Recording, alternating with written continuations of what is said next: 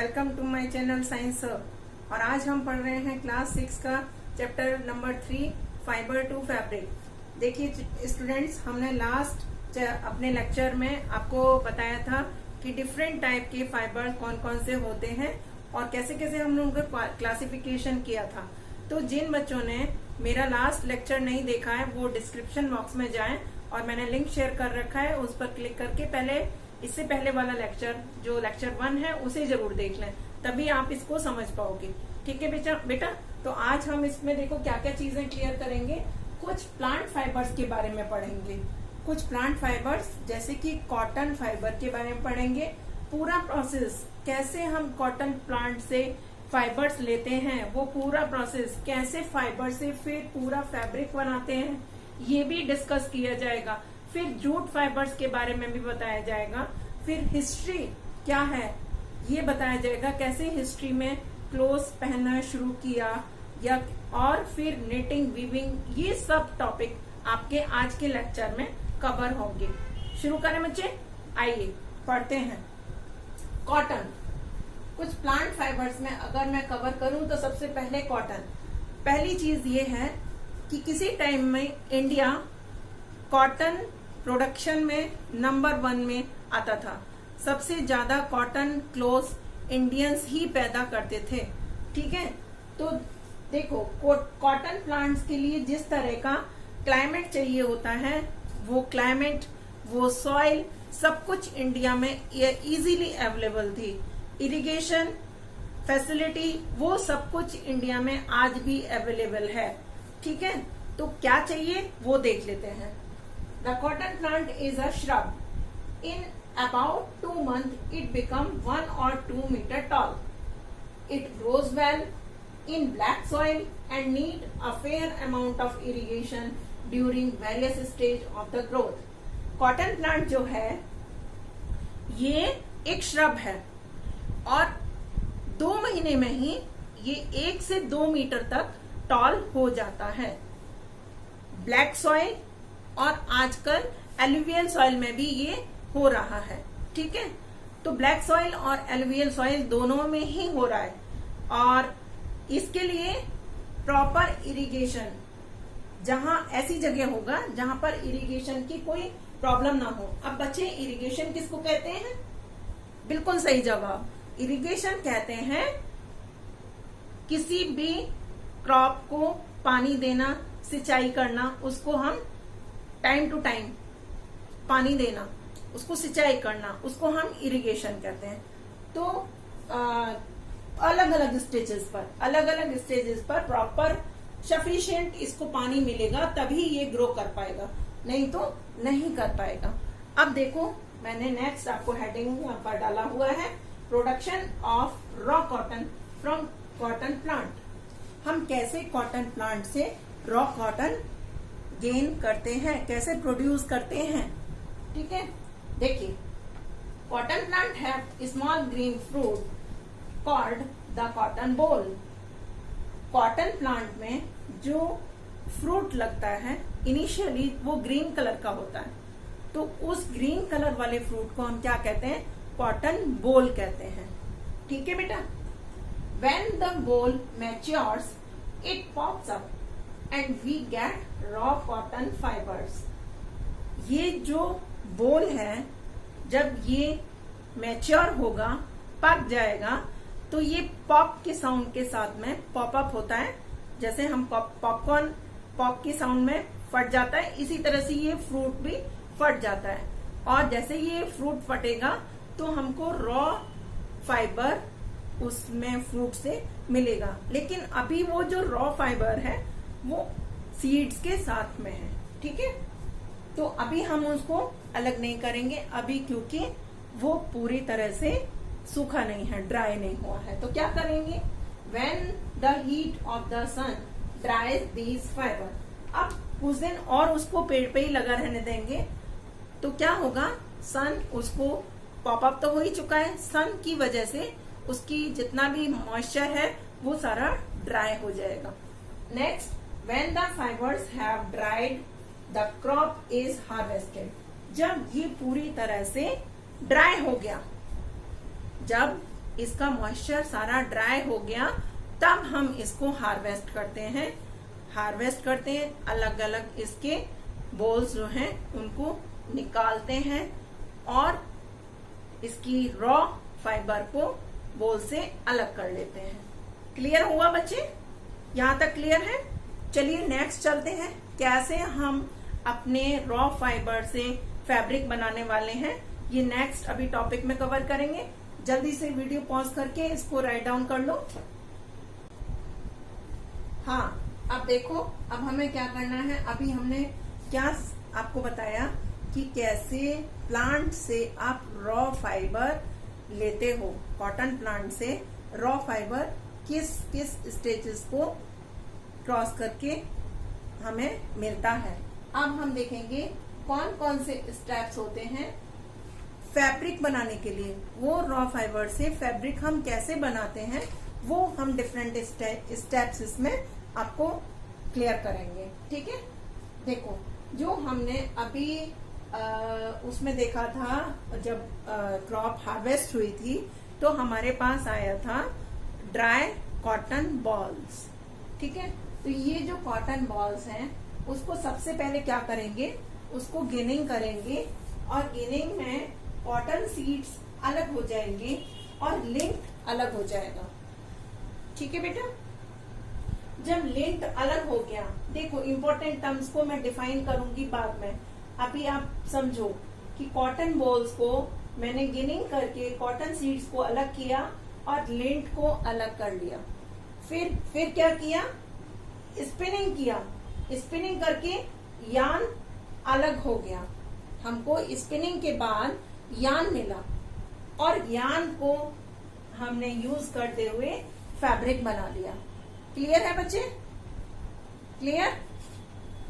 Now अब हम देखें लिंट क्या है।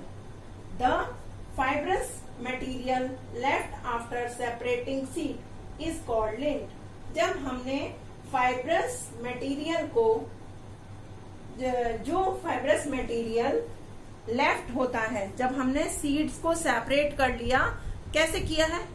मोस्टली काम सीड को सेपरेट करने का हैंड पिकिंग से होता है।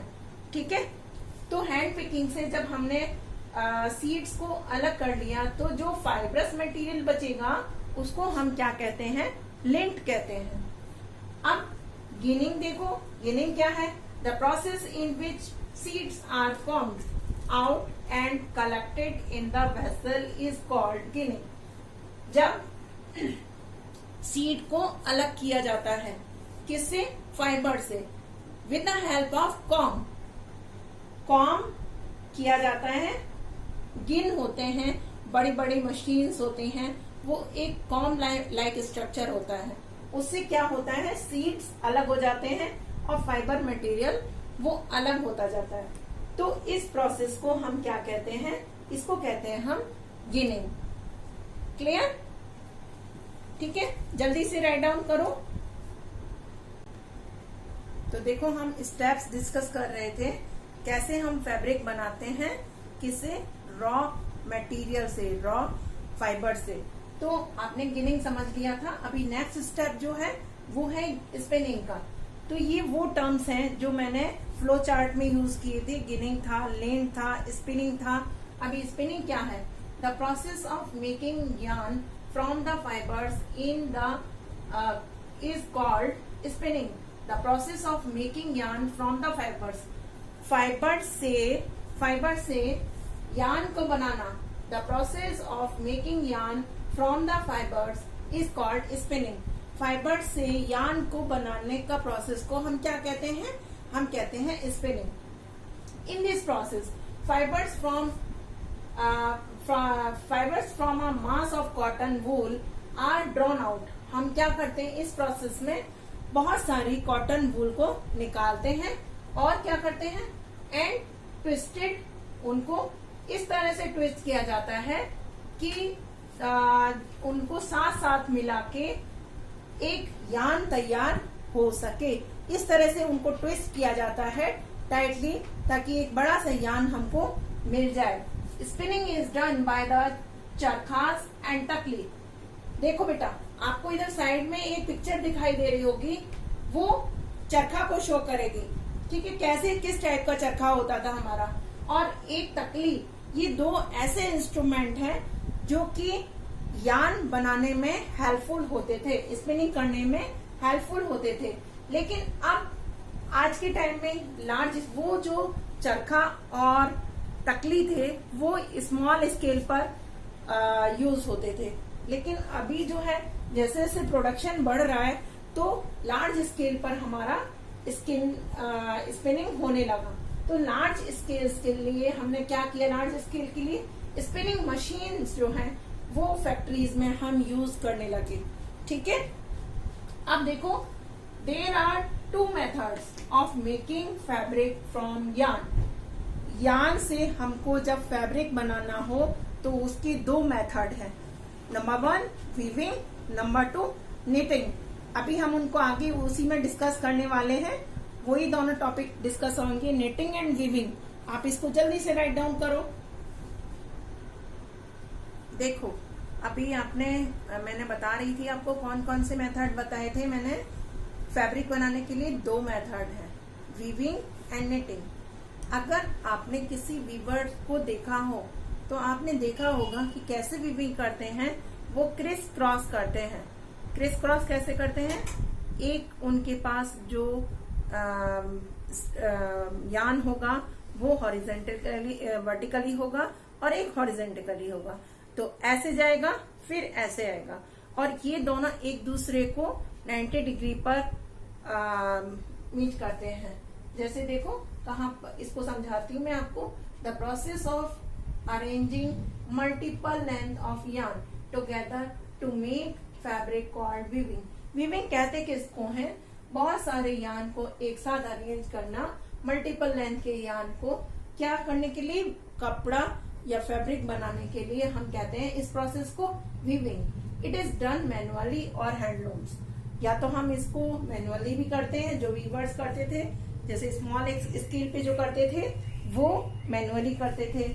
लेकिन लार्ज स्केल पर अभी जो होने लगा वो मैकेनिकली होने लगा, पावर लूम्स पर। पावर लूम्स क्या है, बहुत बड़ी बड़ी मशीन्स हैं, है ना, जिस पर वीविंग का काम होता है, उनको हम पावर लूम्स कहते हैं। ठीक है, a fabric on looms interlocking 2 sets. अब ये जो फैब्रिक है कैसे बन रहा है, इतने बड़े बड़े लूम्स पर इंटरलॉक हो रहे हैं, अंदर ही अंदर एक दूसरे से बिल्कुल चिपक कर। दोनों यान जब एक दूसरे से इंटरलॉक हो रहे हैं तब फैब्रिक बन रहा है। कैसे इंटरलॉक हो रहे हैं, राइट एंगल पर इंटरलॉक होते जा रहे हैं। एक यान ऐसे आ रहा है, एक ऐसे आ रहा है, फिर एक ऐसे है, फिर एक ऐसे है। इस तरह से जब वो इंटरलॉक होते जा रहे हैं तब क्या बन रहा है, हमारा फैब्रिक बन रहा है।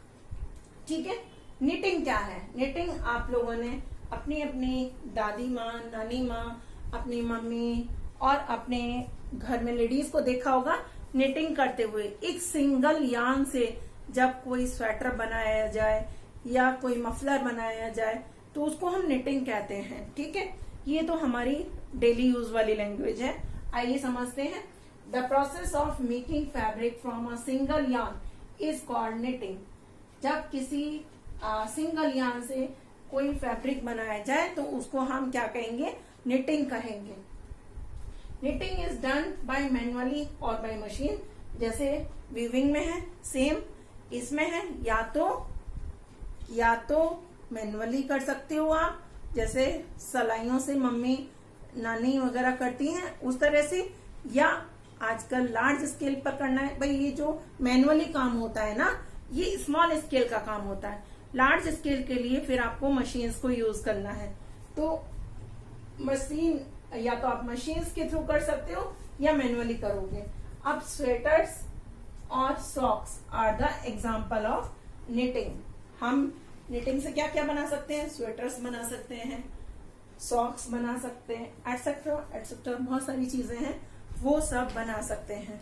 तो आज आपने ये कैसे क्या क्या देखा, आपने देखा आज के वीडियो में कि कैसे हमने कॉटन प्लांट से रॉ फाइबर लिया, रॉ फाइबर से कैसे हमने फैब्रिक बनाया और कैसे हमने यान बनाया और कैसे फिर उस यान से हमने फैब्रिक बनाया, ये हमने इस वीडियो में पूरे में देखा। लेकिन एक चीज इसमें ये है कि ये क्वेश्चन हमेशा आता है कि आप कैसे रॉ फाइबर से फैब्रिक बनाओगे, इसके डिफरेंट स्टेप्स डिस्क्राइब करो। तो ये अच्छे से समझ लेने के लिए है बेटा, अच्छे से समझ लीजिए, उतार लीजिए, इसको राइट डाउन करिए। और मेरा वीडियो अगर आपको अच्छा लगा है तो प्लीज लाइक और शेयर जरूर कीजिए। Thank you.